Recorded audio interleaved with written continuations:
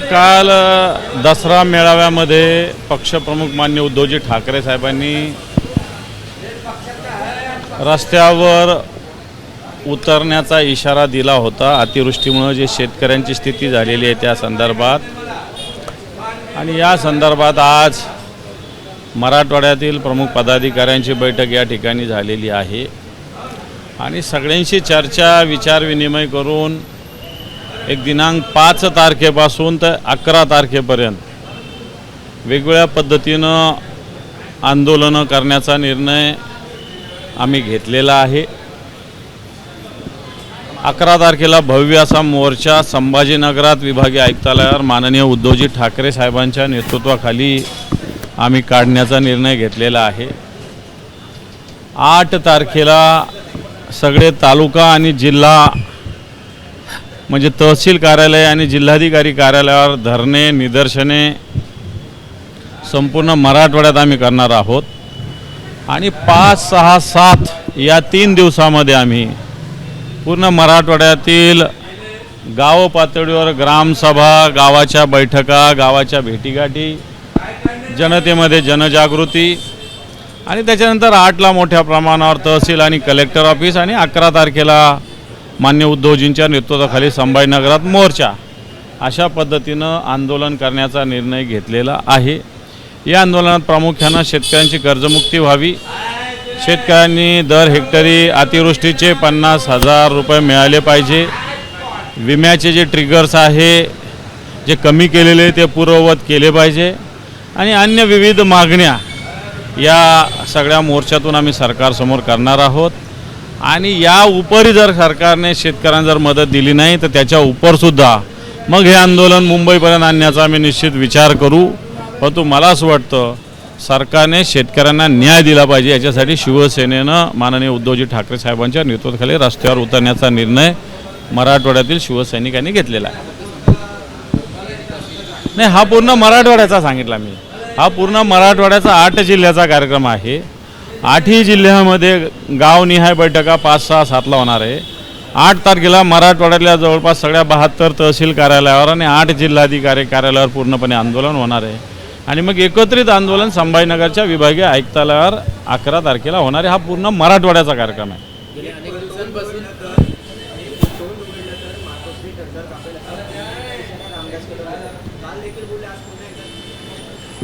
रामदास कदम मला वाटतं यांच्या प्रश्नाला फार उत्तर देण्याची आवश्यकता, इतके मग तोंड का शिवून ठेवलेलं आहे आणि आताच तोंड का उघडायची धमकी देता? इतके दिवस का तोंड तुमचं शिवलेलं आहे?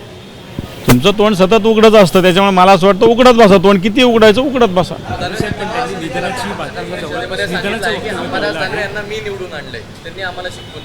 कोणी? रामदास कदम टीका केली की मी तुम्हाला निवडून आणले, अंबादासांना मी निवडून आणले। तुम्ही शिवसेनेचे नेते होते ना, तर नेत्यांची जबाबदारी असते सगळ्यांना निवडून आणणं। मी म्हणण्यापेक्षा संघटनेने निवडून आणलं, मला उद्धवजी ठाकरे साहेबांनी तिकीट दिलं, त्यानंतर उद्धवजी ठाकरे साहेबांनी त्यांच्यावर कोणावर जबाबदारी दिली असेल त्याच्यात ते एक असू शकतात।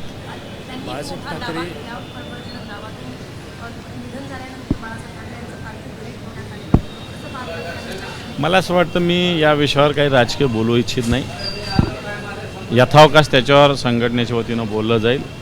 परंतु अशा पद्धतीनं शिवसेना प्रमुखांच्या मृत्यूचं अशा पद्धतीनं राजकारण जर आपण शिवसेना प्रमुखांचे शिवसैनिक आहोत तर केलं पाहिजे नाही, असं माझं मत आहे व्यक्तिगत।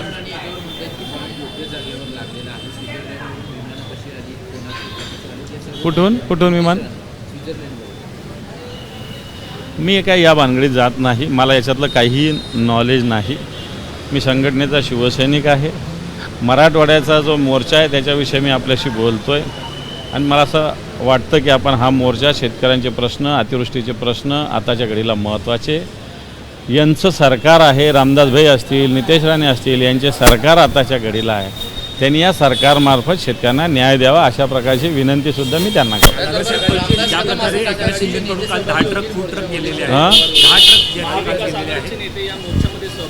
हा शिवसेनेचा मोर्चा आहे, शेतकऱ्यांसाठीचा मोर्चा आहे, त्याच्यामुळे कोणाला यायचं असेल तर थांबवायचा काही प्रश्न नाही। फक्त हा शिवसेनेचाच मोर्चा नाही, पण शिवसेना याच्यात नेतृत्व करत आहे आणि त्यामुळे काय याच्यात काय शिवसेनेचेच लोक असतील अशातला काही भाग नाही. सगळे शेतकरी काय पक्षाचे थोडी आहे.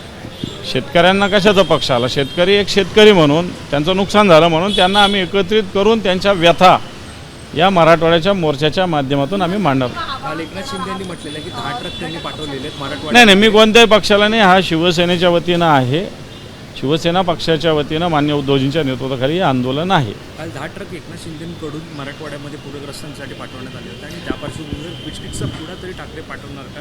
हे आम्ही टी व्हीवर दाखवत नाही, आम्ही बोलत नाही. जाऊन मराठवाड्यात धाराशिव असेल, बीड असेल, संभाजीनगर असेल, नांदेड असेल, याच्यात शिवसेना काय काम करते तिथल्या लोकांना विचारा. फक्त टी व्ही समोर किंवा कॅमेरासमोर एखादा झेंडा फडकवला आणि 4 ट्रक पाठवले म्हणजे मदत होत नाही.